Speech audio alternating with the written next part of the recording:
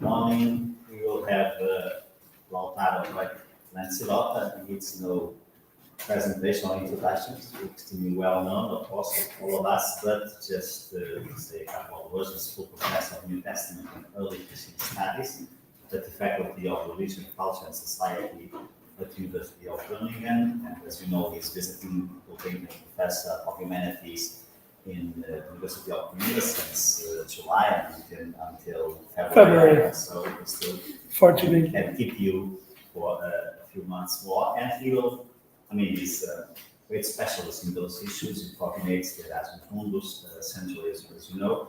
And today we will talk about theoretical perspective, 3.5 centuries after John Locke's De Tolerantia, a lack of tolerance in the current geopolitical situation. Thank you very much for your kind words. Before I begin with my paper, I would like to say something I forgot in the beginning. Namely, we invited several embassies to assist, to be present today. Some of them couldn't make it, but sent their official greetings.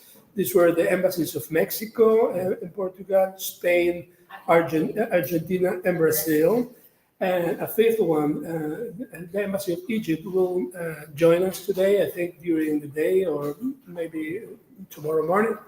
And they will send their attaché to share with us part of the conference, okay? Good.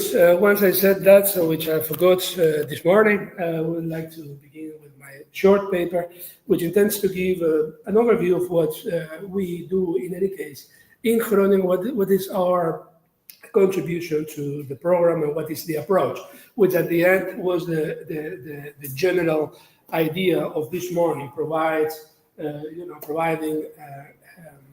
the institutional perspectives that we all contribute to this program.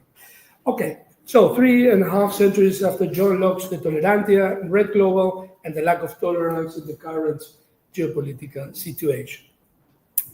Published anonymously in 1689, John Locke's A Letter Concerning Toleration can be seen as one of the first major expressions of the European Enlightenment, which was taking shape at the end of the 17th century. This is the list of the themes that we'll be dealing with today. 7 points, very brief, all of them. Intro, John Locke's precedents, his epistle concerning tolerance, current situation, what is the role of ReD Global in this context, and then some remarks regarding ReD Global's past, present, and future, and then I will proceed to some closing remarks. As I was saying, John Locke's letter concerning toleration can be seen as one of the first major expressions of the European Enlightenment. After centuries of religiously motivated violence and persecution, stretching from the Christian conflicts of the 16th century back to the Crusades of the 11th, Locke's work stands as a significant milestone.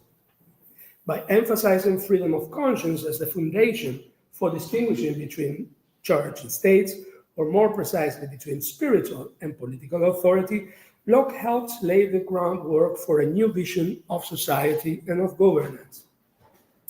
This idea became central to Enlightenment thoughts and deeply influenced later thinkers such as Montesquieu, Voltaire, and Kant. Today, centuries after its anonymous publication, we witness renewed conflicts marked by religious tensions and intolerance, even the reappearance of medieval tactics such as siege, where cities are surrounded and starved into submission.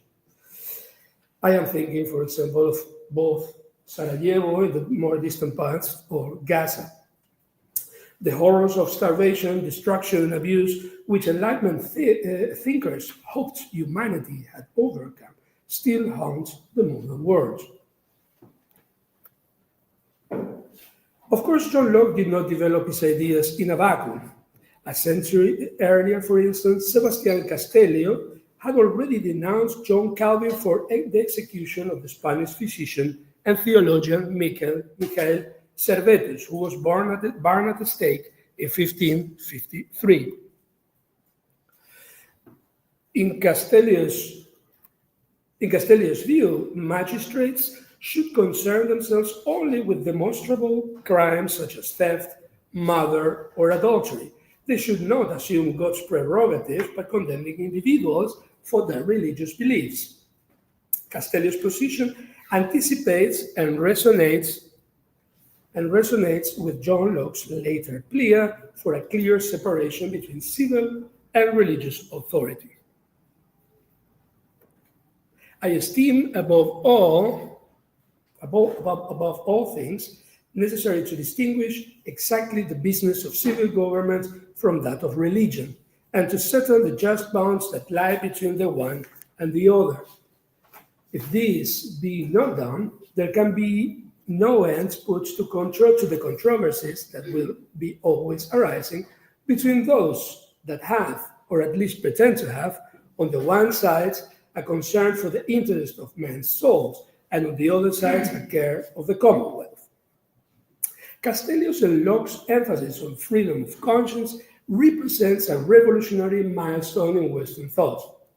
As is well known, the notion of heresy has dominated the Christian tradition from its inception. Inaugurated by Justin Martyr in the mid-2nd century, a whole host of church fathers, the so-called anti-heretical writers, set the tone for the Christian attitudes towards religious diversity for centuries.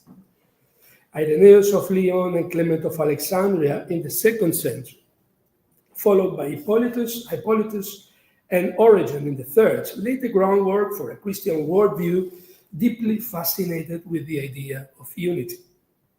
This perspective was subsequently transmitted by Eusebius of Caesarea and Epiphanius of Salamis, and later systematized by Augustine of Hippo in the 5th century. Drawing on Platonic thoughts, the heresiologists attributed soundness, permanence, and even perfection to the notion of truth, which they understood as one, divine, stable, and unchangeable. Any deviation from that unity was therefore associated with multiplicity, transience, dissension, and error. Locke composed this letter after a period marked by profound religious turmoil, probably inspired by the numerous religious conflicts due to the overlap between religious and political matters. The strict separation between church and state is for him the basis for religious tolerance. The French Wars of Religion from 1562 to 1598, the San Bartholomew's Day Massacre of 1572, the devastation of the 30 Years' War, and the mass exile of Huguenots, Protestants, following the revocation of the Edict of Nantes, all form part of the troubled European landscape. In England, the instability that followed the accession of the Catholic King James II, an event that likely contributed to John Locke's own exile, added further urgency to the work. Against this backdrop, Locke's arguments are all the more significant. They represent an early and influential step towards a recognition of religious freedom, a principle that would slowly take root in Western political thought and help curb the abuses, conflicts, and massacres committed in the name of religion in the preceding centuries. Locke's letter, however, advanced other arguments in support of tolerance. The contention that tolerance fosters prosperity by facilitating free trade. If the state is going to flourish thanks to commercial relations within and without the state, acceptance of differences, and especially of different religions, is mandatory. In his view, this aspect, moreover, nurtures the principle of reciprocity, which encourages other nations and religions to recognize and accept other people's beliefs. Accepting and tolerating other religious groups within our states will redound in a similar attitude in our neighbors. As Denis Lacorne in his Limits of Tolerance puts it, Locke establishes a new peaceable conception of international relations, a virtuous circle of mutual tolerance will put an end to escalation of intolerance triggered by princes or civil magistrates who ceaselessly meddle in religious affairs. However, it is the notion of religious diversity that I want to highlight in Locke's analysis of the factors leading to the principle of tolerance. Efforts to promote an overriding orthodoxy by forcibly imposing, quotes, a single way of thinking, end of quotes, that ignores religious differences result in political instability born from the rebellious spirits of the oppressed elements of society. In his words, just and moderate governments are everywhere quiet and secure, but oppression breeds a ferment that drives men to fights to free themselves from a difficult and tyrannical yoke. End of the quotes. And this tolerance, fostered by the principles of reciprocity, should be extended to all peoples.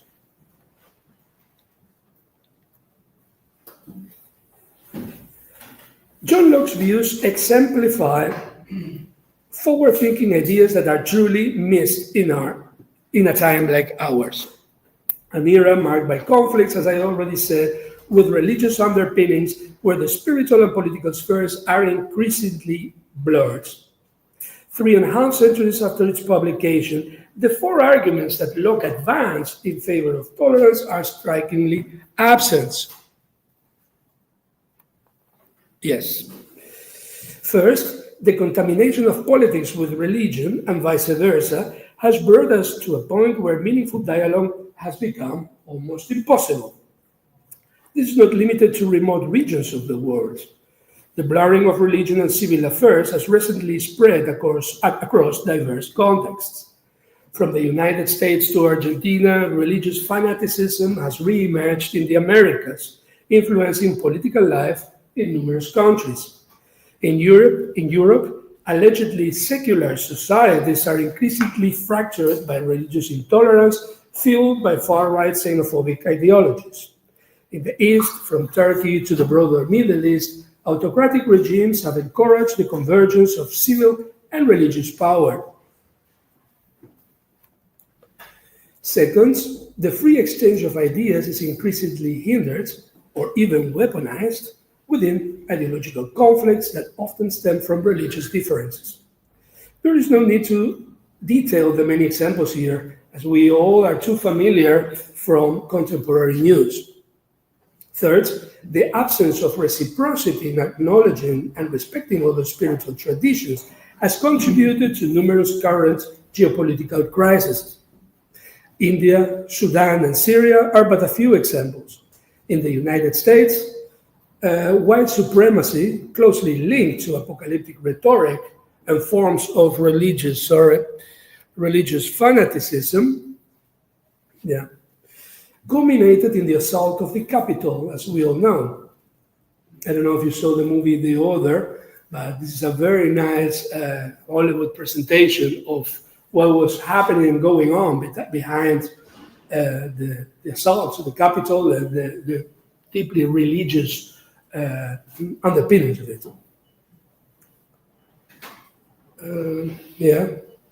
Finally, religious diversity, far from being embraced, remains a driving force behind many of the social conflicts that afflict contemporary societies.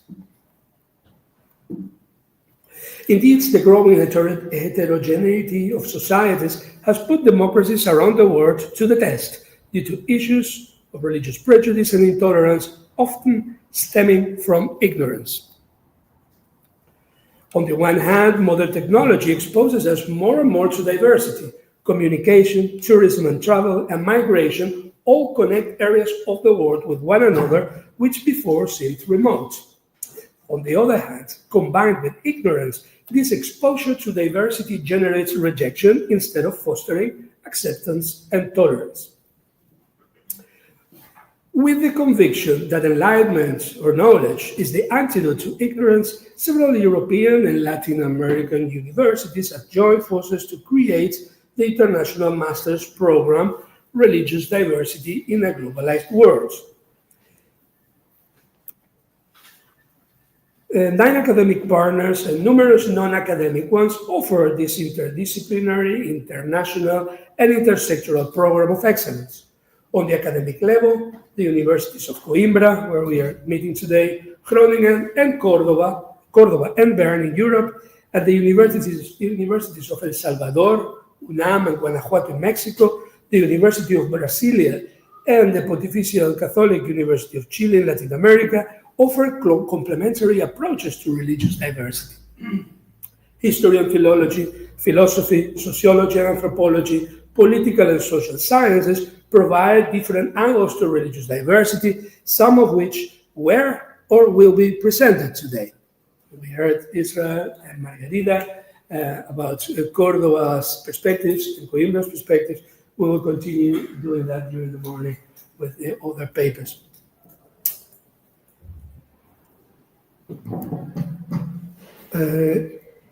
Yes, on the professional level, a host of non-academic partners provide our students grassroots experience, exposing them to the reality of diversity and allowing them to connect theory and practice.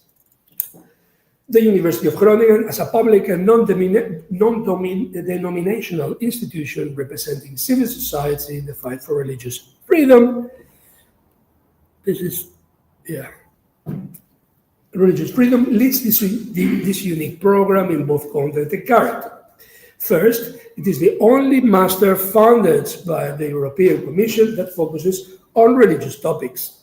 Second, its hybrid nature brings together academic and professional partners in the search for approaches and solutions to the problems of intolerance I was talking about. Earlier, I mentioned that ReD Global is an intersectoral program. It combines a theoretical approach to religious diversity with practical work on the ground, which, in addition to bringing academia closer to real-world issues, ensures the continuous relevance of its approaches and perspectives. This collaboration with non-academic organizations allows for closely monitoring current issues and the emergence of new challenges. The participation also offers students internship opportunities as well as co-supervision for the thesis. The opening semester at ReD Global Groningen provides a theoretical foundation for the study of religion, equipping students with the necessary tools to understand the significance of the religious factor in modern societies. Courses such as theories of religion and culture and social scientific or historical research methods exemplify this conceptual and methodological grounding. At the same time, the construction of religious identities in Europe, one, the Greco-Roman world, and growth and expansion of religious identities, one, religious disputes in the golden age of tolerance, offered an initial introduction to the historical contexts essential for understanding religious diversity in the modern world. This historical foundation, essential for understanding the present, is further developed in Córdoba and Coimbra during the second semester, where the focus shifts to knowledge transfer from east to west. We were listening to a example of that, a small example of that. Transfer from east and west to the first globalized world shaped by the Jesuits' missions, as we were listening also this morning in Margarita's paper. In the third semester, ReD Global turns to the contemporary period, exposing students to the complexity of religious diversity worldwide. This is made possible through the contributions of our academic and non-academic partners across Latin America and Europe. Yes.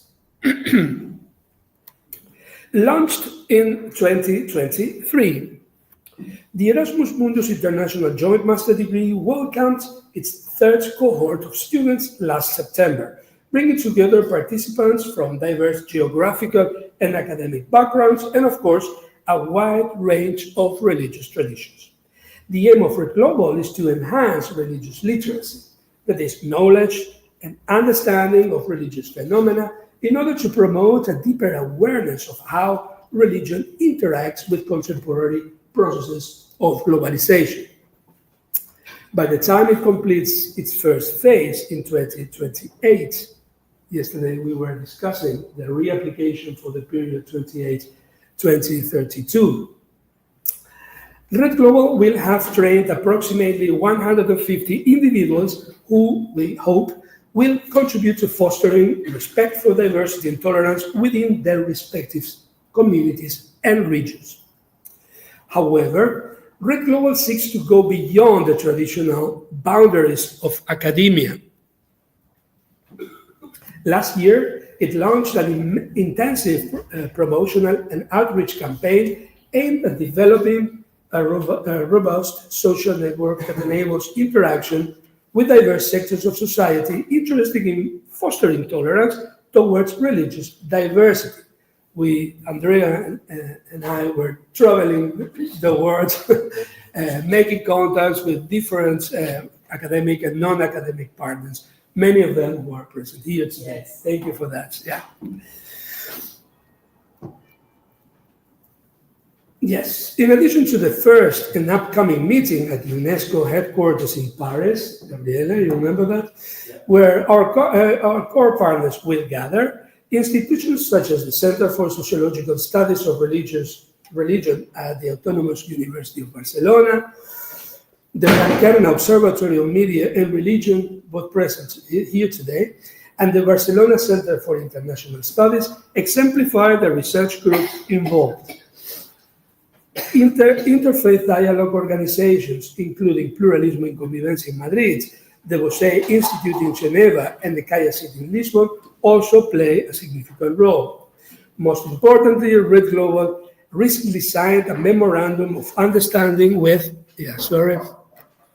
CONACUI, the network of Protestant and Evangelical universities in Latin America, the Caribbean, and the Iberian Peninsula, as well as with the University of Rosario, Argentina, and Unireformada of Barranquilla in Colombia. This year has been dedicated in turn to the development of an online platform, designed to connect all actors involved in the ReD Global initiative. We anticipate that this tool will greatly enhance our capacity to engage broader sectors of society. Beyond serving as an effective forum for presenting our work, the platform will bring all the interlocutors together in a single virtual space, thereby facilitating communication and collaboration among them. Crucially, we see the platform as a means to foster dialogue on multiple levels, transversally between academia and our professional partners, as well as between these partners and the wider public, and vertically between the academic sphere and the real world, helping to close the long-standing gap between university and society.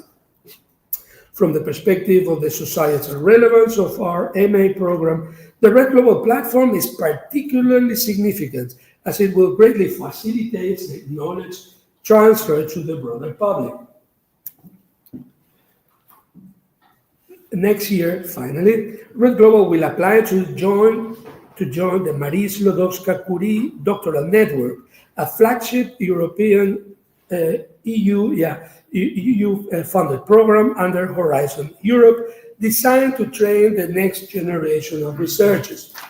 Currently in preparation, the Marie Sklodowska-Curie Doctoral Network, and I think, this was the one, will bring together universities, research institutes, and non-academic partners, such as NGOs, companies, and cultural institutions, to jointly recruit and train PhD researchers. This initiative will allow us to leverage ReD Global's intellectual capital, offering our outstanding students the opportunity to pursue doctoral careers while receiving excellent interdisciplinary and international training that enhances their skills, employability, and mobility across Europe and beyond. For this next milestone, we hope to count on the collaboration of both our academic and especially non-academic partners to further strengthen ReD Global's mission. And I hope I'm still on time, but we're very briefly close. Thank you very much for that minute. The contemporary geopolitical situation has made John Locke's letter concerning toleration more relevant and necessary than ever. Alongside the deterioration of human rights on global scale, Article 18 of the Universal Declaration of Human Rights, declared in 1948, freedom of thoughts, conscience, and religion has suffered a significant regression. Consequently, many of the 30 basic human rights, notably Articles 1 and 2, right to equality and freedom from discrimination, respectively, have also been adversely affected.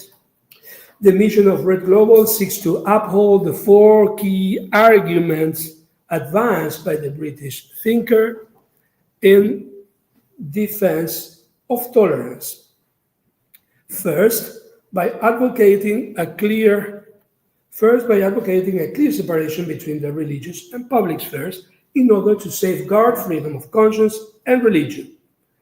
Secondly, by promoting the exchange and free circulations of ideas, a crucial element in today's globalized world.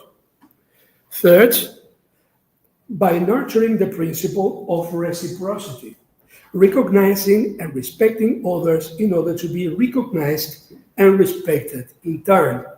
And finally, by engaging religious diversity through a deep understanding of the historical roots of various religious movements. That's all. Thank you very much for your attention.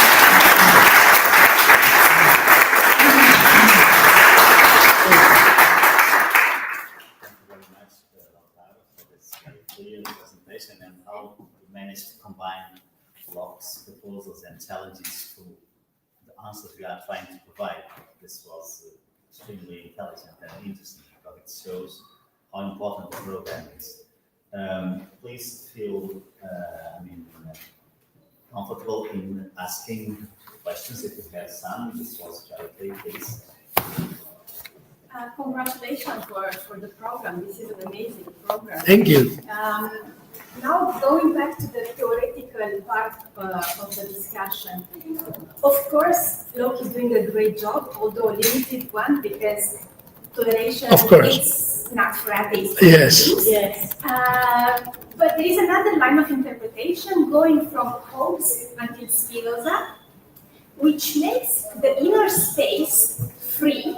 But in the same time, because in the end, the inner space is free because the king is not allowed, he cannot see what's happening in the soul of the person. But in the same time, they are both enabling, both Hobbes and Spinoza, they are enabling the power of the king or the sovereign to decide on religious matters.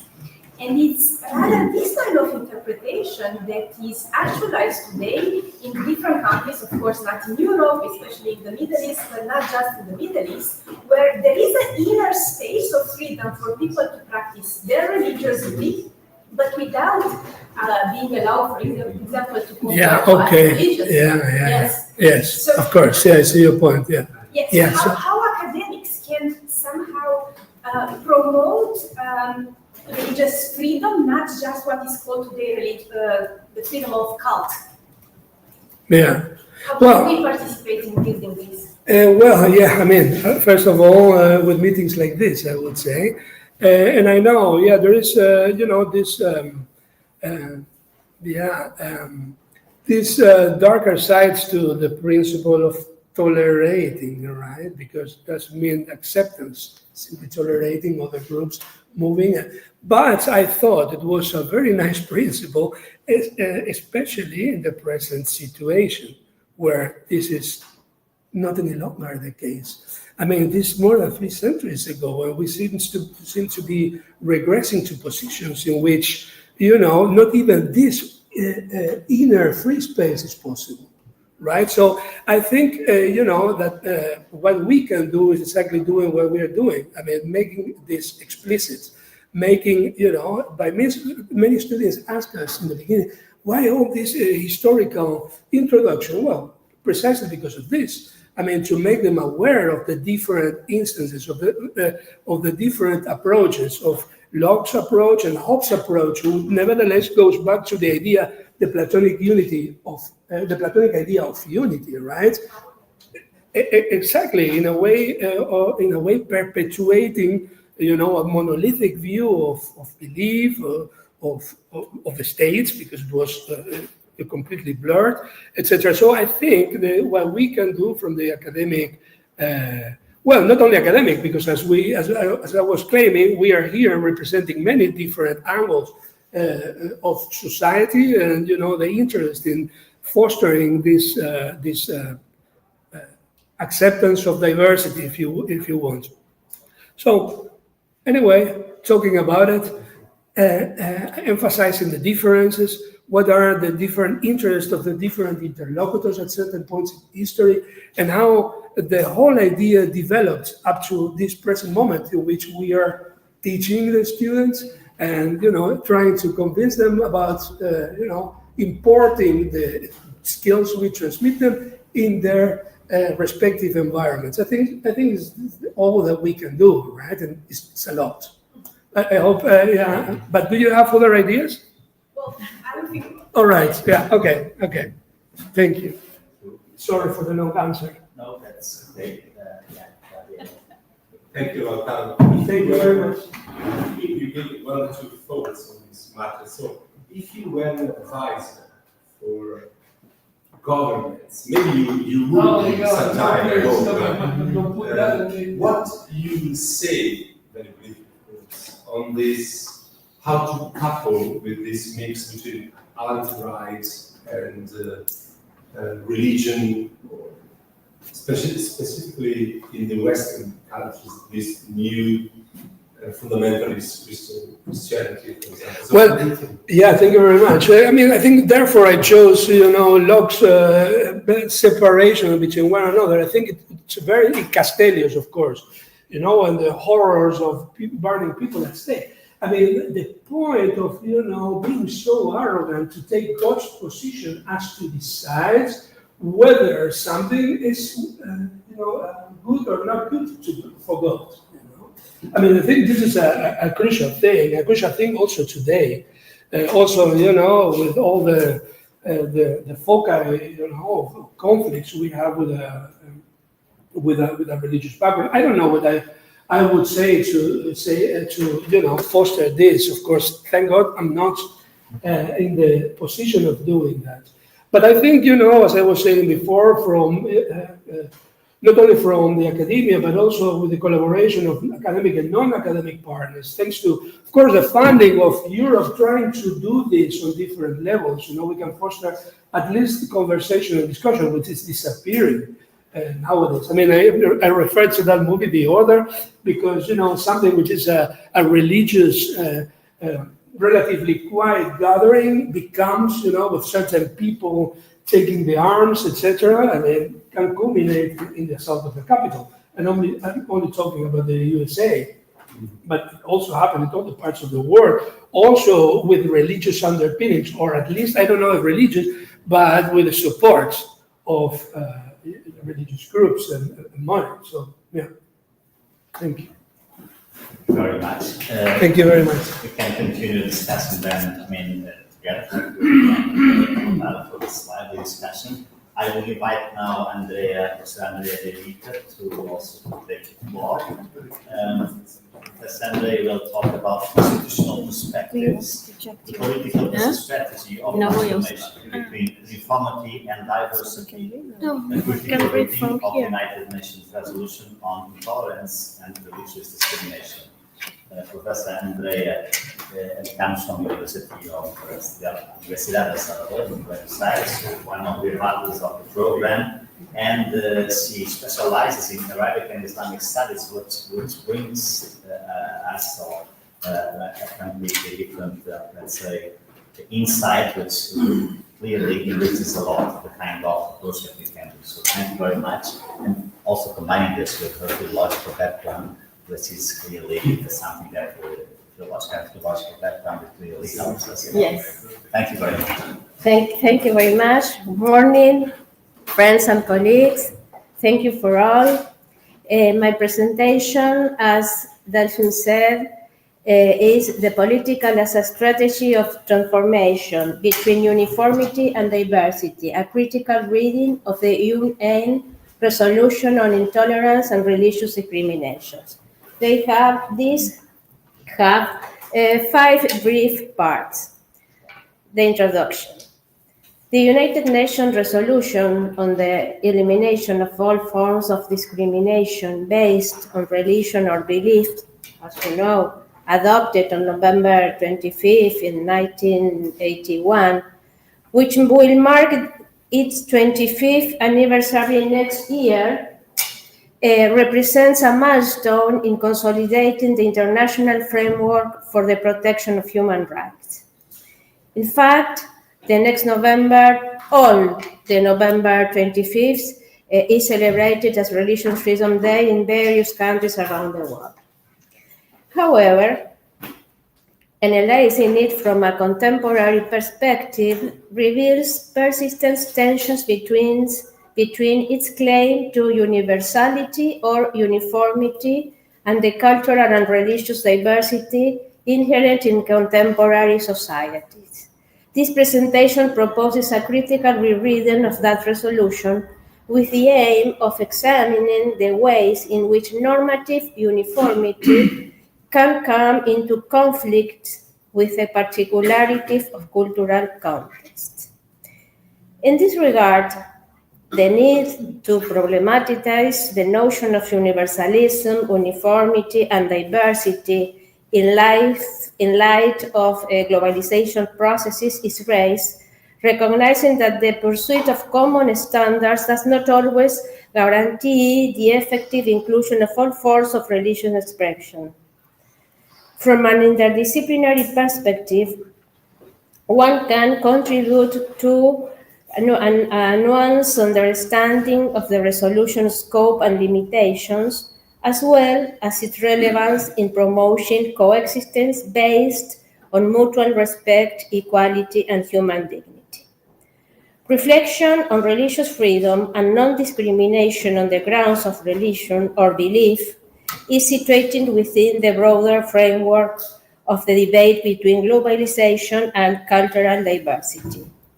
This debate takes on particular significance given the need to interpret the universal principles of equality and dignity in contexts marked by cultural, religious, and civilizational pluralism.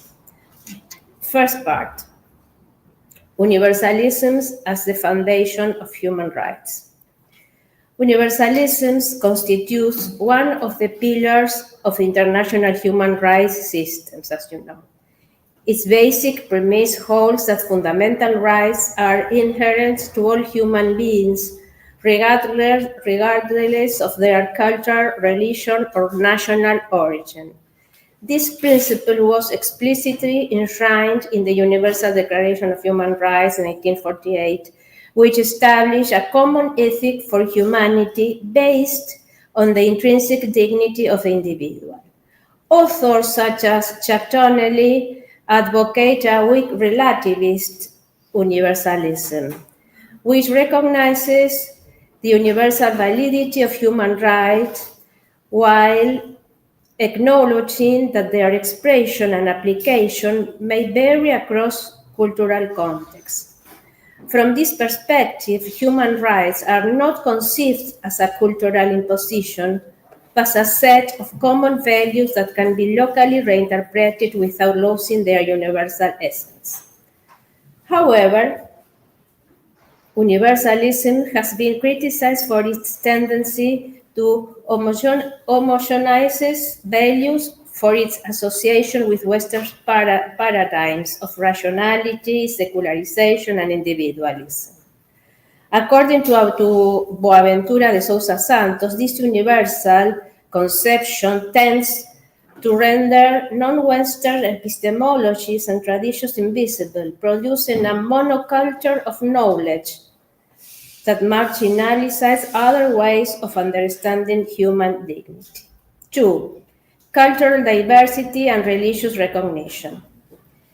In response to the limitation of rigid universalisms, theories of multiculturalism and recognition have proposed the need for a more inclusive paradigm that values difference as a constitutive element of society.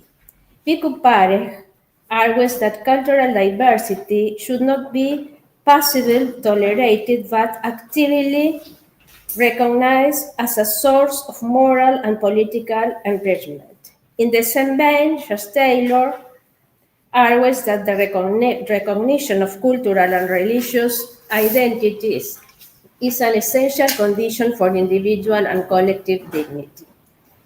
In the legal sphere, the recognition of religious diversity entails a shift from a merely negative conception of freedom of religion, understood as the absence of coercion, to a positive notion that requires the creation of the effective conditions for the equal exercise of beliefs. The UN resolution on the elimination of all forms of discrimination based on religion or belief embodies this challenge by seeking to articulate the universal principle of equality with respect for the plurality of beliefs. However, the implementation of such principles faces structural tensions. While international instruments seek to establish global standards, religious practices and national regularity frameworks reflect diverse historical traditions. These situations generate a permanent dilemma between normative uniformity and cultural diversity, which is the core problem of this presentation. 3. Postcolonial and intercultural critics of universalism. From an intercultural perspective, various authors have questioned the Eurocentric nature of the human rights discourse. Boaventura da Sousa Santos proposes an approach of radical interculturality that promotes a horizontal dialogue between knowledge systems and normative frameworks, recognizing the legitimacy of different worldviews in the definition of rights. According to the author, true universalism can only be built through intercultural translation, that is, through processes of mediation between cultures that avoid both imposition and extreme relativism. For his part, Abdullahian Naim argues that the universality of human rights can only be sustained if it is grounded in the cultural and religious consent of communities. His proposal for a universalism from below seeks to reconcile local legitimacy with universal principles. These currents agree that the defense of religious freedoms cannot be reduced to an abstracted principle but must be understood within concrete historical and cultural contexts. Rereading the UN resolution from these perspectives reveals both its normative advances and its limitation in addressing religious diversity from a predominantly Western framework. A critical reading of the document reveals a series of structural tensions between its universal aspiration and the cultural and religious diversity that characterizes the contemporary international system. The resolution promotes a secularized model of religious freedom, which tends to prioritize state neutrality and individual autonomy over religious institutions.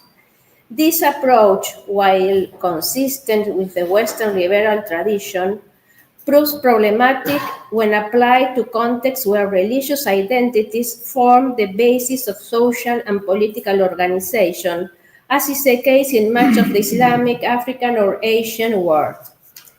From an intercultural perspective, this resolution can be seen as attempts at normative Homogenization, insofar as it defines religious freedom according to universalist parameters that not always align with local conceptions of the sacred community or different faiths. As Boaventura de Sousa Santos points out, international instruments often reproduce an asymmetrical ecology of knowledges, in which Western legal knowledge is imposed as the universal criterion of validity, relegating other epistemologies and religious practices to a subordinate position.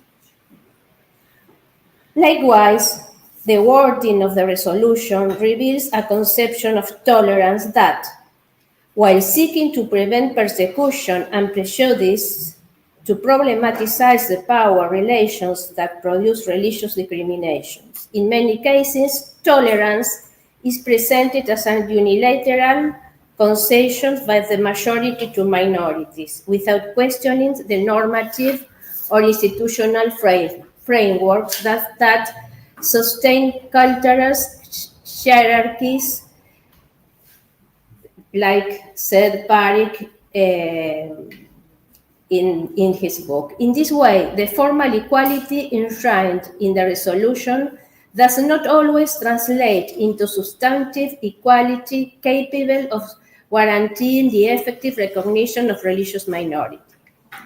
On the other hand, the text of the resolution avoids directly addressing the conflict between religious freedom and the rights of other vulnerable groups, especially women and sexual minorities. This silence reflects the international system's difficulty in balancing respect for religious diversity with the protection of individual rights, a tension that has been widely discussed in contemporary debates on multiculturalism, Tyler, Donnelly, Parikh, and Naim, and another authors. At this point, the need for an approach that transcends mere coexistence values and promotes intercultural translations capable of generating shared understandings among different normative traditions becomes evident. From an operational standpoint, the resolution also suffers from limitation in its applicability and enforcement mechanisms. Unlike binding treaties, its declaratory nature prevents holding states directly legally accountable. This has led to their implementation depending on political will and the degree of normative internalization in each country. Of course, consequently, policies protected religious freedom varied significantly across regions, reflecting national priorities more than an effective universal commitment. Despite these limitations, we have to say that the resolution retains fundamental symbolic and normative value. It represents a meeting point between different religious and philosophical traditions and an attempt to establish a common language around dignity and equality as guiding principles. In this sense, it can be understood as an intercultural negotiation space, as said Naim, where universalism is not imposed rigidly but is redefined through dialogue among cultures. For all these reasons, rereading the resolution through the lens of multiculturalism and interculturality allow us to understand it not as a closed text, but as an instrument in constant reconstruction, whose effectiveness depends on its ability to adapt to the plurality of ways of life and belief systems. Overcoming the dichotomy between uniformity and diversity requires a pluralistic universalism that combines respect for differences with the affirmation of shared values aimed at ensuring peaceful coexistence in an increasingly interdependent world. In this sense, the UN resolution on religious discrimination can be read not only as a legal instrument, but also as an intercultural negotiation space that seeks to balance formal equality with the material plurality of beliefs. Its critical rereading, therefore, does not seek to question its legitimacy, but rather to strengthen its capacity to adapt to the growing cultural and religious complexity of the globalized world. Finally, rather than opting for a binary opposition between uniformity and diversity, this paper has advocated for a critical articulation of both poles, in which universality does not imply homogenization, nor does diversity translate into relativism. The UN resolution, viewed from this perspective, can serve as a valuable platform for promoting plural coexistence based on mutual respect, intercultural dialogue, and shared dignity. However, its future effectiveness will depend on its ability to adapt to complex cultural realities and to translate universal principles into political practices that are sensitive to context and difference. For last, the ReD Global. The study of religious traditions and their diversity in relation to globalization requires comprehensive policy strategies that combine education, legislation, citizen participation, and institutional cooperation.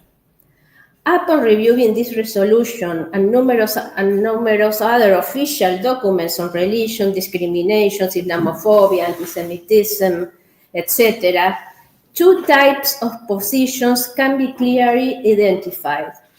The first, uniformity, that is, seeking to define norms, language, and standards that all states can subscribe to or at least respect in theory. This includes, for example, a general condemnation of religious intolerance, protection of religious symbols, rejection of hate speech, etc. And the other is the diversity, that is, recognizing and allowing different religious expression, distinct cultural reality, different ways of conceiving the sacred, diversity in modes of public religious expression, etc., etc.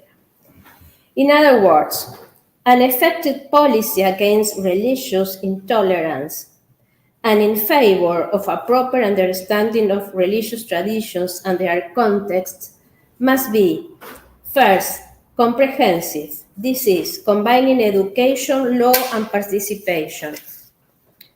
2, preventive, focused on education and dialogue rather than repression. And 3, inclusive, built with the participation of all communities.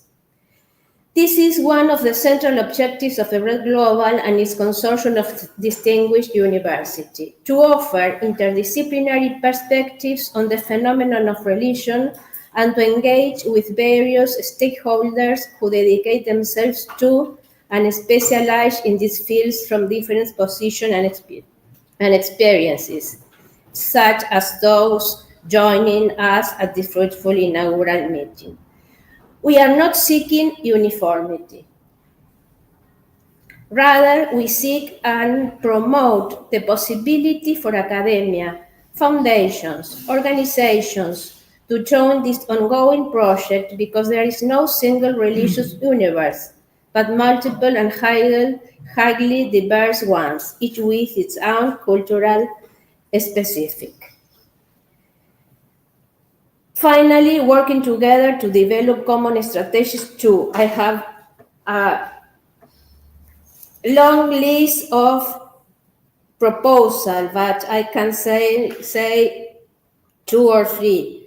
Strengthen anti-discrimination laws, ensuring they include specific sanctions for acts of religious intolerance. Recognize freedom of worship and conscience as a constitutional pillar. Establish national observatories or interreligious commissions to monitor cases of discrimination and advise the government. train teachers and public officials in human rights, cultural diversity, and religious conflict, etc. Include religious leaders in reconciliations and peace-building programs. Regulate hate speech in the media and on social networks with reporting and sanction mechanisms, and so on, and so on. But the important thing for me, rereading the UN resolution of the UN resolution is, we are not seeking for an uniformity speech, but yes, a diversity speech about religious stuff. Thank you very much. I'm sorry about my bad pronunciation.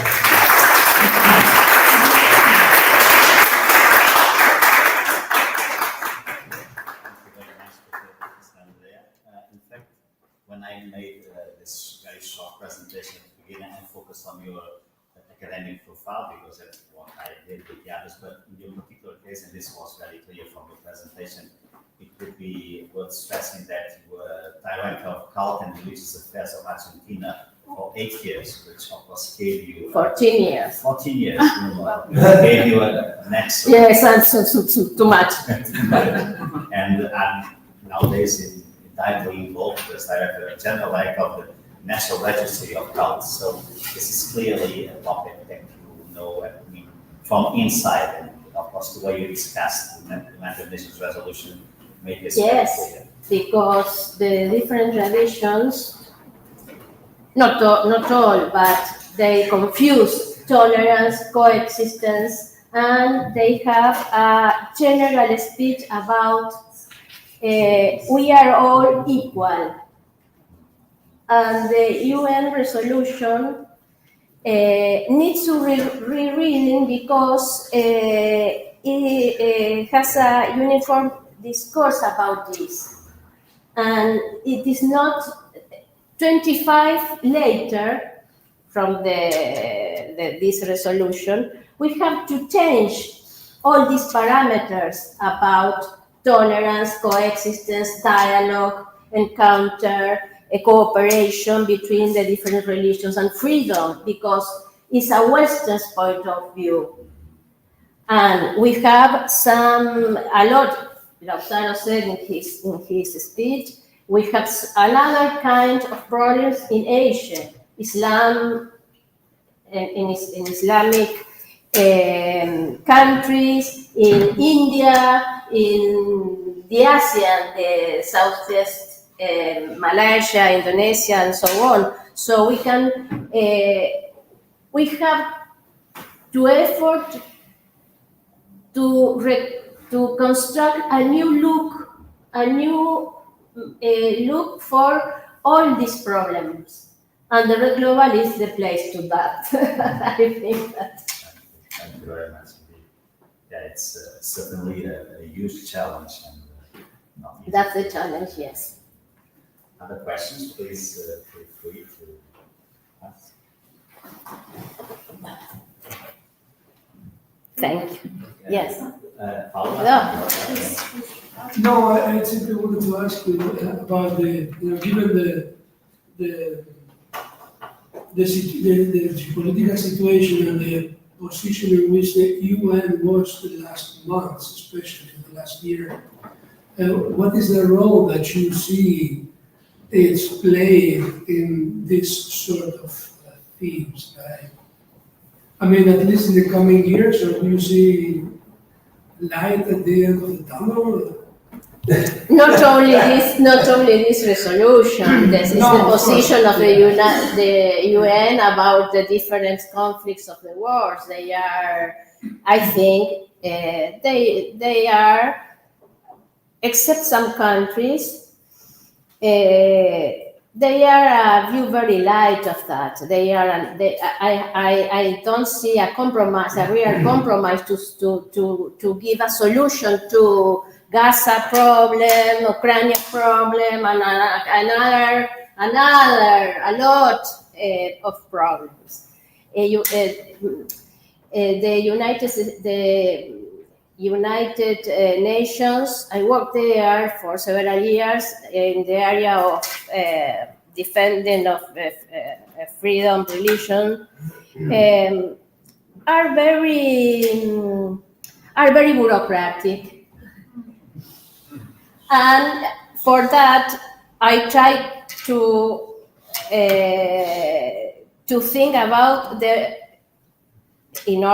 because this resolution is going to have 25 years next year, to try to think about, to rewrite and to reread and to call for the universities, the religions, the communities, the observatories, all who are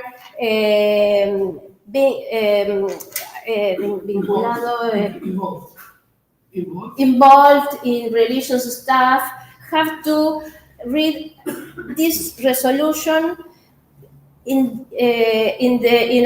for another point of view, more open, because the problem of 25 years ago is not the problems we have today. So tolerance is a word that we can't use anymore. Coexistence.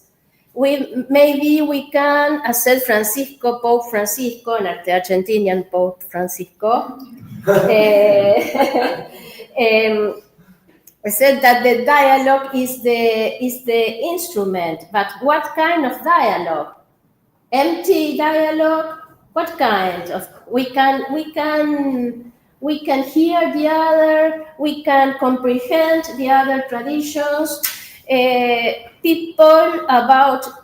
lot of people are very ignorant about religious traditions, but not religious traditions and their political commitment and the place that these religions, whatever, evangelicals, Catholic, Buddhism,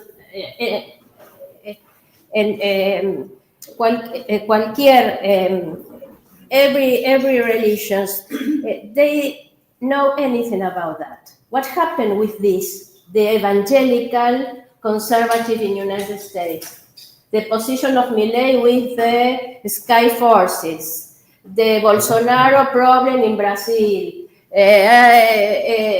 the problem of the Sikh in the North India with Islam, the problem of the persecution to Scientologists in some countries, the persecution to the Baha'i in Iran, and we can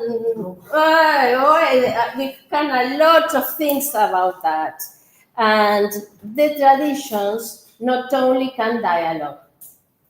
We have to promote the dialogue, not only in the academic, that is important, like today, but we have to promote the dialogue between the proper traditions, because they don't know each other. They are so prejudiced. All prejudice. We have to boom to the prejudice. Yes, that's it. Yes, no tolerance to the prejudice. Yes, that is why I think in this resolution, because this resolution, if you read, is very short. Is a uniform discourse for all, and indefinitely is nothing. Uniform for all, West and East.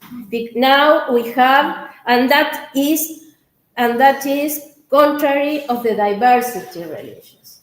That is why we have to reread together in our different spaces, in the CAICID, in the ReD Global, in the churches, in the academy, in the organizations, etc., etc., etc. Paula, like a very short question. So. Short? No. It's a problem. Big problem with a short question. Well, you choose, or you will see, maybe not answering now. Well, I was thinking about what Lautaro presented in his last slide, and he talked about separation of religion and the public sphere.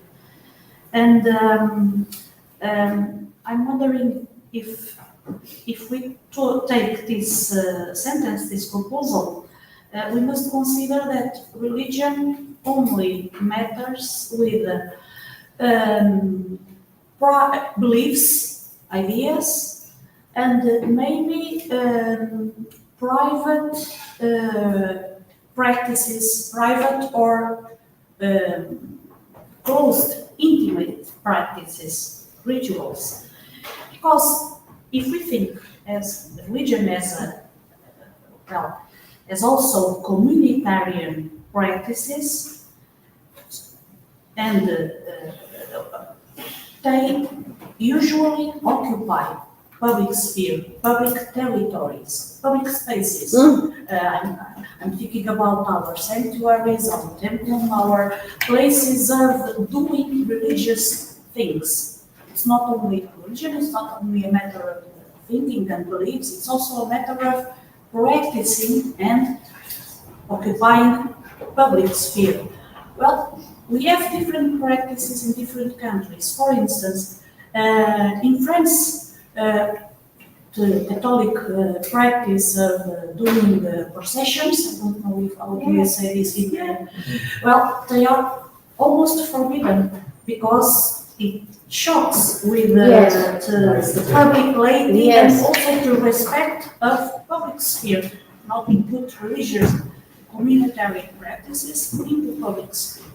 Well, but if we put it as it happens, for instance, you talked about Asia, for instance, Sri Lanka and other countries where we have, in fact, not only microaggressions, but also macroaggressions, considering the dissents and the fractures between majorities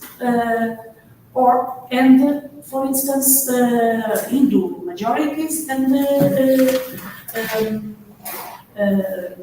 Islamic practices, for instance, sacrificial slaughter of animals. Well, how can we combine the right to practice our beliefs and religions when these practices offend the beliefs of other religions? It's not a matter only of respecting ideas, but if the practices of my neighboring religion offend my own beliefs, how can we combine mutual respect and mutual acceptation? Yes, it's to have a conference for you about what you are saying. It's difficult because always depends of the governments. All religious traditions have a commitment with their society. They are options, including political options in their countries or in their geographies, etc. But maybe we can think about neutral space between one tradition and another tradition. This is very difficult to do, but it's not impossible. The problem is when the UN or X government don't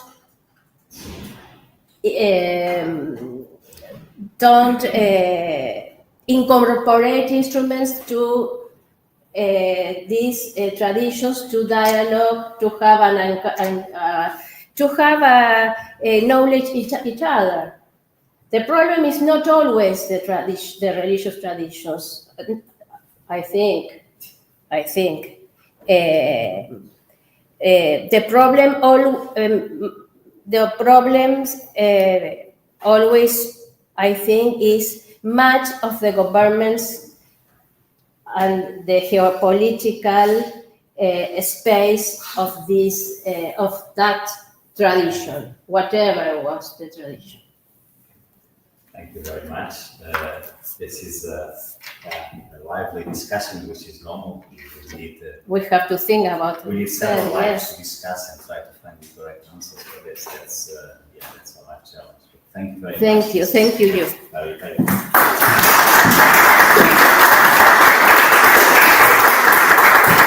I will invite Professor Gabriele Cornelli for what will be, I think that Lautaro please correct me, the last presentation of the morning, since you suggested that the launching of the global platform would be made Later today or maybe tomorrow morning, we will see. Yeah, thank you very much. And is okay with that? You're okay with that? Right. Good. So it is my pleasure to briefly present Gabriele Cornelli. Mr. Gabriele, I mean, everybody knows him well. He's a colleague for many years here in Coimbra. I could say he's Gabriele the Platonist, Gabriele the Pythagorean. I don't know. I could use many the other words, but perhaps just show this one of his last works. Maybe this translation of the Plato's Shadow. There's a lot of discussion around it. I mean, people are talking about this in Brazil and elsewhere, which is, of course, the result of many years investing in Plato studies. So, Gabriele, it's a pleasure to have you with us. And Gabriele will talk about philosophical perspective, like ants or frogs around the pound, Plato on the Pedro, and multiculturalism and diversity in ancient Mediterranean Europe. Thank you. So allow me, first of all, to express my sincere gratitude to the organizers of this event, Lautaro, Federico, Andrea, and Eulalia and Pedro, with this indispensable support. I can't see Pedro. I would also like to express my delight at returning finally to the University of Coimbra and this center, with which I collaborated for more than 15 years. I'm particularly grateful to be able to meet again the chair and my friend Delphine Leon, whose dedication to the university and to classical studies has been always very greatly admired. Of course, Paula, Martino, Margarida, José Luis, thank you for being here. So I learned from my indigenous colleagues to always begin by acknowledging our elders and our ancestors. So today I'd like to honor and acknowledge 3 women who here at this very university have made and continue to make the history of Platonic studies in Portugal and in Portuguese-speaking countries. First and foremost, Maria Helena da Rocha Pereira, whose centenary we are celebrating this year and the next year. Maria Teresa Schiappa di Azevedo, who published a beautiful book in our archive series on this very topic I'm going to discuss today. And of course, my friend Maria de Sanfiaglio, with whom I continue to learn a great deal on these topics. So, elder and honor, let's start. By the end of Plato's Phaedo, in the final myth, of course, the Phaedo, Socrates expresses a particular conviction, and one that has everything to do, in my view, with the premises of diversity and multiculturalism of our ReD Global.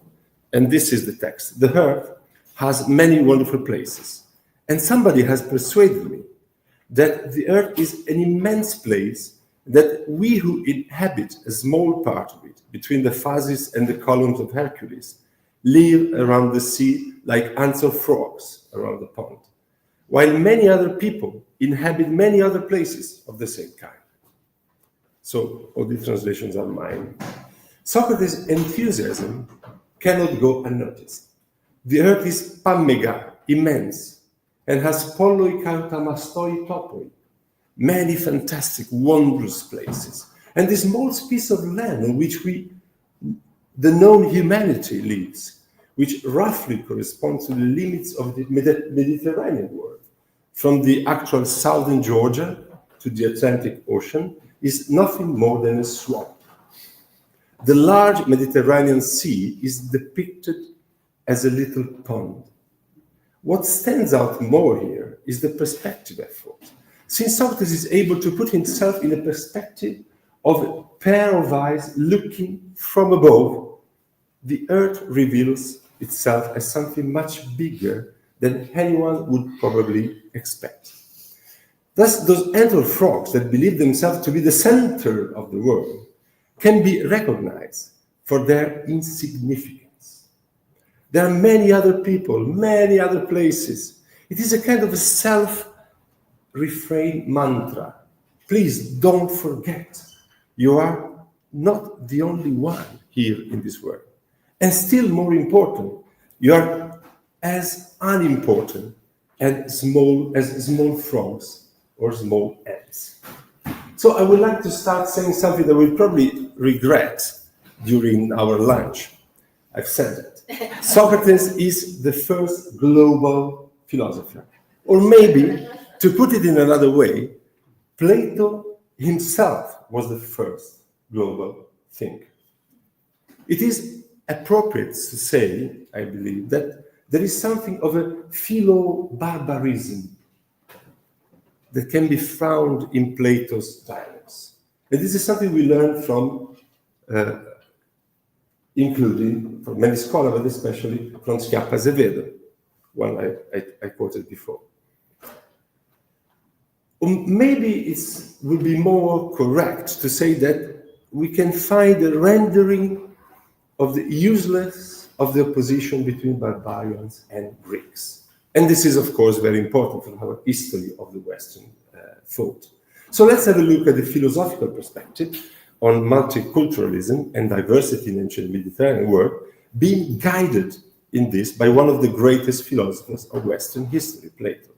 Plato invents philosophy with his own writing and method, which can be traced back to the practice of dialectics, and he does so at the time of a great crisis in Athenian democracy, following the Peloponnesian War and its well-known consequences for the stability of an Athens political institution.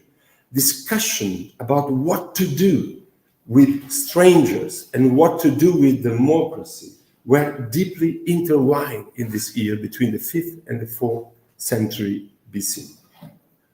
In order to better appreciate Plato's contribution to both these debates, I would like to study the occurrences of the word xenos, stranger, in Plato as something unequivocal. Plato restricts its use to non-Athenian Greeks. This usage, whose incidence in Athens is confirmed by Herodotus, when he mentioned that only the Lacedaemonians, the one from Sparta, attributed the designator xenoi to barbarian. Therefore, and I quote Schiappa Azevedo now, whenever an indistinct notion of foreigner, Hellene or barbarian is at stake, the Greek prefers to use the term othneion, foreigner, or allotrios, outsider, usually in the context of opposition to oikeios, the insider, related in a way, or syngenes of the same origin. End of the quotation from Schiappa Azevedo. The master and interlocutor, Protagoras, who is Greek, yes, but from Abdera, in the homonymous dialogue, the Protagoras, called himself Xenos Aner, which he calls, meanwhile, in Republic, Plato clearly opposes, on the one hand, to Hellenikon genos, which he calls Okeio kai syngenes, that is, all Greeks are native and of the same race. And on the other side, the race of barbarians, who are of Neon, which is the opposite of Oikeio, therefore they are foreigners, and Allotrion, outsiders. It is only in the laws that Plato begins to use the term xenos in a more imprecise and frankly generic way, to indicate everyone who is not an Athenian. But the laws are a different thing. So we are not getting into this. In this matter, as in many others instances of his philosophical educational project, Plato closely follows the epic of Homer, the poet who educated Greece, as he said in the Republic. The historical foundation of Homeric philoxenia lies in the original use of xenia to refer to bonds of hospitality that were established between members of neighboring and different communities with equal rights and obligations, and which establish contracts of philia, guaranteed as they are by Zeus Xenios. It is almost exclusively this use of xenos that one can find in Homer. The example that better illustrates the Homeric understanding of xenia can be found in the famous passage of the Iliad, in which the Trojan Glaucus and Greek Diomedes, during an intense battle, recognize each other as heirs to a bond of hospitality established by their ancestors. When they realize this, they immediately stop the battle. It's kind of a comic thing for today, and celebrate the renewal of this bond by exchanging their weapons in the middle of the battle. Let's exchange our weapons, says Diomedes to Glaucus, so that those who are here may also know that we boast that our ancestors, our patroioi, were xenoi, were guests. But let's also consider the most striking case in the Odyssey, where the Ephesians, who are led to put their very existence at risk in order to honor their duty of hospitality towards Odysseus. Some have imagined that the epic poem, the Odyssey, as a whole, can be structurally thought as a series of illustrated didactic precepts on the issue of hospitality laws, which is very interesting. So the beginning of the Western literature would be like a kind of companion to think about hospitality and how to, and the risk and the good of the hospitality. Homer speaks of Hellas, but, and it is Thucydides himself who says that, in one of the first pages of his Peloponnesian War, before, and this is a quotation, before the Trojan War, there is no evidence of any previous enterprise undertaken in common by Greece. Even the very name Hellas was not, I believe, applied to the whole country.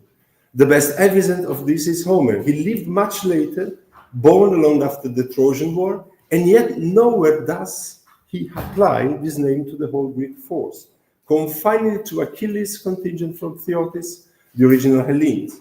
In his poems, he calls the Greeks Danaan, Argive, Achaeans. Indeed, there is no mention of barbarian either. The reason being, it seems to me, that there had not yet evolved any equivalent generic term for the Greeks. So Thucydides being a linguist also. Thus, in Homer, the category barbarian does not yet exist only because the category Greek does not exist either. Since the Greeks themselves had not yet been invented as a whole, each people were called by its own name. Even when he describes the Trojans, who were clearly not Greek, but Asians, Homer seems not to have clear elements to distinguish them from the Achaeans. In Homer, the Trojan War is not represented as a conflict between the Greeks of Europe and the barbarians of Asia, as it will only be later by Herodotus. But even the distinction between Greeks and barbarians in Herodotus will not seem to indicate a special superiority of one over the other, to the point where the historian deserved, the first historian, I must say, deserved in antiquity the nickname Philobarbarian. Among the barbarians, for instance, there were masters of wisdom and jurisprudence who were esteemed as way superiors to the Greeks. The Greek-barbarian dichotomy then was reinforced throughout the 5th century in the context of a relationship with the Persians that became increasingly complicated over time. A central element of this reinforcement was certainly the place of prominence that Athens gave itself in the League of Delos. So Athens became the champion of Greekness in opposition to everything that was not Greek. This lasts just until the Peloponnesian War, right at the end of the 5th century. At that point, it was no longer really important to distance oneself from the barbarians, and even less from the Persian, whose support was unapologetically sought by both sides in the war, Athens and Sparta. The question now became one of ensuring Athens' superiority over Sparta and the rest of the Greek cities. I mean, a military and political leadership, of course, but also a moral supremacy.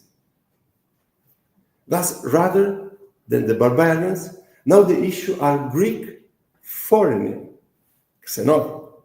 At this point, in fact, in Athens, xenoi and Symakoi, allies, ended up being synonymous. Not least because, with the war, the number of foreigners in the city was limited, above all officially, to xenoi coming from Athens' allied cities. So the best testimony to this claim of Athens' moral supremacism, as I called, over the other Greeks is probably Isocrates' panegyric.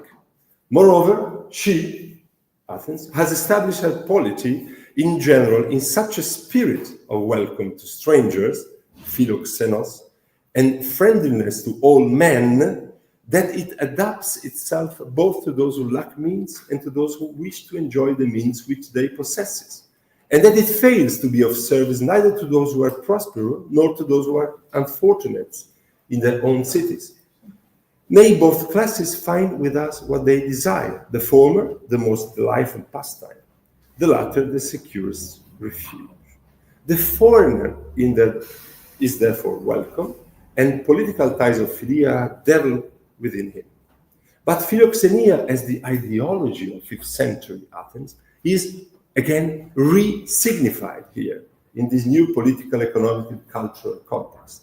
It still refers ideally and literally to the Homeric one, of course, but in fact, it obeys a very different social and political configuration, precisely that of an imperialistic democracy permanently at war with Sparta and her allies. But by no means, the most famous manifesto of this re-signified philoxenia is probably Pericles' funeral speech during the Peloponnesian War, which we are all familiar with, so it's not the case now to reread it. Thucydides explicitly makes Pericles contrast Athenian philoxenia with Spartan xenelasia, and this is the brief text I just want to quote. We differ too from our enemies in our approach to military matters.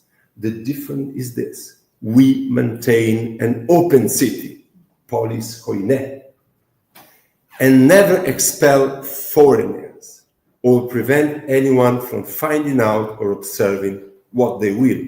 So the enemies who practice the expulsion of foreigners, the xenelasia, are obviously the Spartans. But in order to fully understand the meaning of this philoxenia at the end of 5th century BC, it will be necessary putting the concept into tension not only with the Spartan xenelasia, expulsion of the stranger, but also with another concept that was central to democratic Athens, the one of autochthony. The myth of autochthony of the Athenian people is in fact the ideology that was intended to replace eugenia, the aristocratic nobility as the definition of the we of the citizens. Autochthony makes it possible to define the Athenian as such regardless of their family history or blood, and as a counterpoint, allowed to exclude with some ideological effectiveness other Greeks who do not fit the criterion of autochthony. So in the words of Nicole Laurent, autochthony becomes, and I quote, the patriotic and civic myth that embodies the unity of Athenian community. So a democratic myth. Be aware of that. The exclusionary nature of this autochthonous ideology has intensified with the citizenship reform implemented in 451-450.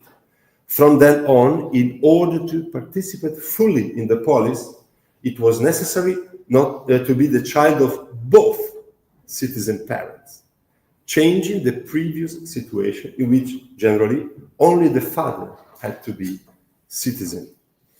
You know what they are doing right now is in the same direction. So the same autochthonous ideology emerged with extraordinary forces in Plato's Menexenus dialogue.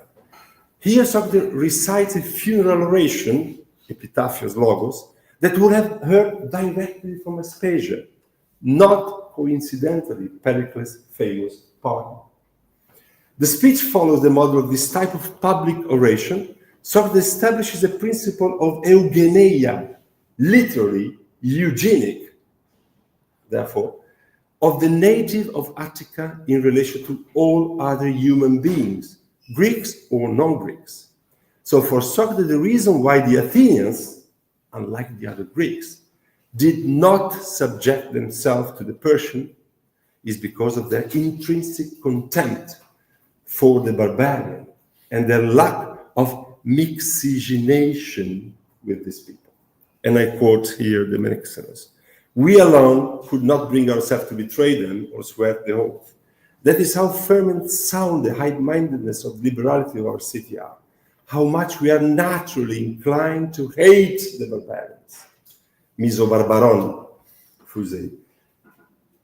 Through being purely Greek with no barbarian taint. For people who are barbarians by birth, but Greeks by law of springs, of Pelops, Cadmus, Aegyptus, Danaus, and many others, do not dwell among us. We dwell apart, Greeks, not semi-barbarians. Consequently, semi-barbarian, it's an invention by Plato, makes so barbarian. Consequently, our city is imbued with undiluted hatred of foreigners. This page could be easily regarded as a supremacist manifesto. We can read it online today if you want. This new eugenic, hype. One that packs an impressive number of words linked to the idea of purity, nature, hatred. 4 words belong to the semantic field of purity or mixture: elikrinos, amigues, kataros, meizobarbaros, etc., etc. There are also 3 occurrences of the Greek word for physis, nature. Very, very dangerous word even today. As well as 2 occurrences of Greek word hatred, miso. One has to wonder, however, to what extent the passage from the Menexenus represents Plato's vision of the foreigner. The dramatic context of the dialogue suggests that Socrates' funeral oration can be seen more as parody of of Pericles' famous speech, and therefore a literary game, or maybe just a joke. In fact, Menexenus plainly states that Socrates is always mocking orators. And I don't need to also mention the problem discussed by many on the authenticity of the dialogue. Regardless the authenticity or the seriousness or not of the oration, Plato could be representing here an ideology common to 5th century Athens. At least that. However, we must proceed with caution, as the oration is clearly marked by the exaggeration of a patriotic character of the Athenian funeral speeches historically given. Eugenics here may be more a mark of this exaggeration than a reflection of something real. If so, the Menexenus could be considered more of a not so subtle critique of the autochthonous ideology than a Platonic concession to this ideology. However, one must admit that traces of this same autochthony can be found, albeit with less intensities, in a few other Platonic pages. This is probably the case with the famous Protopoeia of the Laws in the Crito. Socrates is invited by his friend Crito to escape, famously, the death sentence. But in response, he imagined a dialogue with the city's own laws.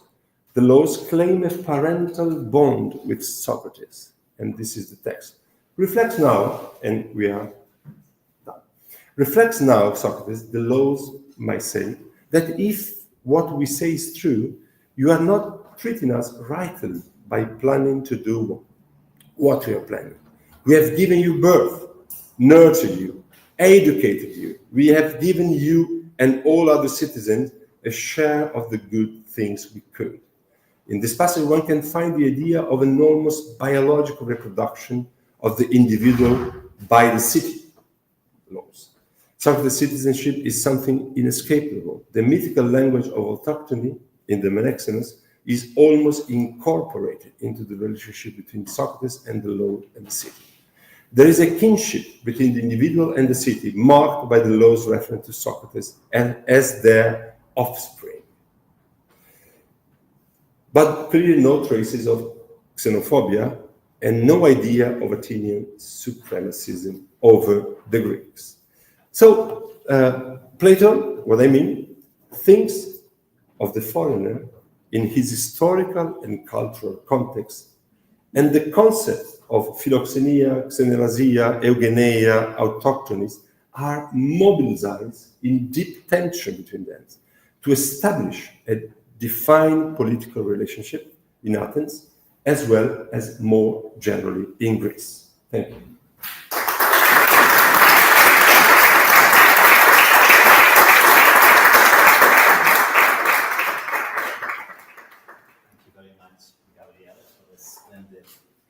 Presentation on a fascinating topic, which is autochthony and related topics. I think we have some room for debate. And please, Lautaro. If you come.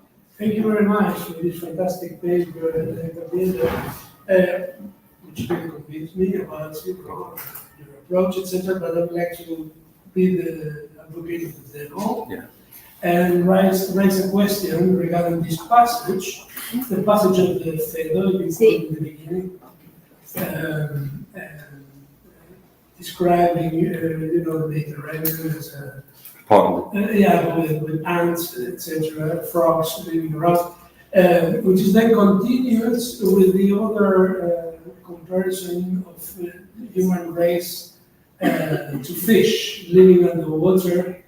And thinking that when they live and no one then going up. So this is the comparison with the way we experience the divine. Yeah. So what I was wondering is whether the passage you quoted shouldn't be actually taken as a claim for the metaphrone, the insignificance of human beings in relationship to God, which in a way is also continuous in the allegory of fish. Human beings as a race of fish living in caves under seawater, instead of being a defense of philoxenia. A defense of philoxenia. Whether this is simply a question of a religious perspective and the relationship between man and God, the Daphne name. Very much in the line of Harry Lime, in the movie, The Third Man, when they are on the, you remember, in the garbage there, looking, look, these ants, etc. Which is I think it's both. Okay. I think we can work with both meanings. Plato is very good in images, and the images are always done with openness. So, in part, you are totally right, and I would just break something on your side, because this image of frogs, for example, Plato probably borrowed from Aristophanes. And when you find the frogs in Aristophanes, for example, they are in the underworld, and the chorus of the frogs is the underworld chorus. So it is true that it's a kind of idea, it's a religious thing. Has to do with why we live, where we live in the like underwater, you said, so on the other side of the world, the lower side. So it's true, yes. And I don't think that we should choose between the two. Yeah, that's probably, I'm sure you're right, yeah. Thank you. I may also add a note. I find this myth of autochthony and related topics really fascinating because of what they tell about Athenians, what they believe the Greeks, or even human nature in general, because there's an interesting text by Theodorus which says that, everybody thinks that they are autochthonous. Yeah. I mean, the Athenians in particular think they are, but they were also aware of the fact they were not all autochthonous, because there was all. And if you take, for example, tragedy, if you compare with tragedy, tragedy itself says, no, we want to welcome everybody should come here, so it's in direct contradiction with this. But it is a fact that if you mentioned Caritas citizenship law in the middle of the 5th century, and it is a fact that afterwards, although the movement starts really at the turn of the 6th century, the myth of Eric Tonius, and Eric Ton, in a sense, also, gives one to this, but it's clearly a way of trying to, let's say, support this idea also at the mythical side, I would say, because this is a contradiction also in Caritas. When democracy is at its peak, so it's really, well-being state, it's really attractive. It puts something to avoid people from coming inside, and this makes it, as you said, clearly something that has to do with our own time. Yeah. If you feel okay, you don't want to share this. And although I think that Maximus is basically kind of tool de force, is a parody, but as Ion Euripides is also a parody to those ideas. The fact is that a parody only works if there is a model, that there is something that really exists, as a real idea or a real proposition. So you can ironically refer to it, but it's there. So it's an ideology, shared. Yeah, thank you for that. If I can, well, I don't have nothing to say, but if you think about one of the first tragedies, I think it's a Supplicantes, Supplices. Yeah.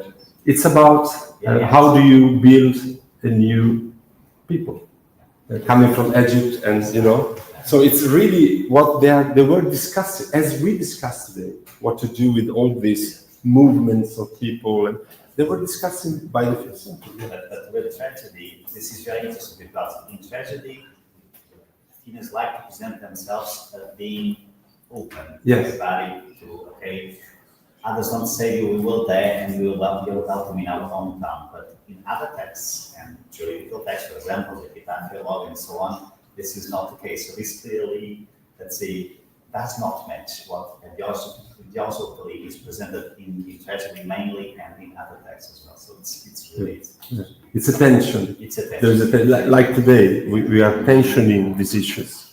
No way to escape the tension, I would say. Because many interests, many powers are. Yeah. Thank you.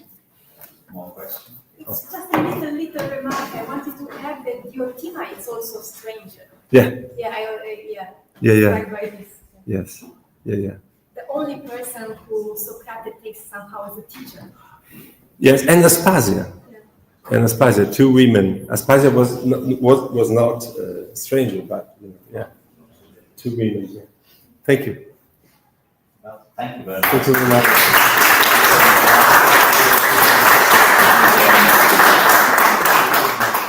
Maybe the organizers would like to give some, say, warning or. You mean regarding the time, etc. Yes. We will have lunch at the it's a restaurant used by colleagues of the university, so we can go to it. It's like 150 or 200 meters from here. Hopefully it's not raining. No, I think it's sun. So we can go there. We have 2 hours between 1 and 3, and then we'll come back at 3 o'clock for the following sessions. Well, thank you very much. It was a fantastic morning, and promise a lot for the publication we'll be preparing based on the lectures and presentations in this conference. Thank you. And please enjoy the break. Also.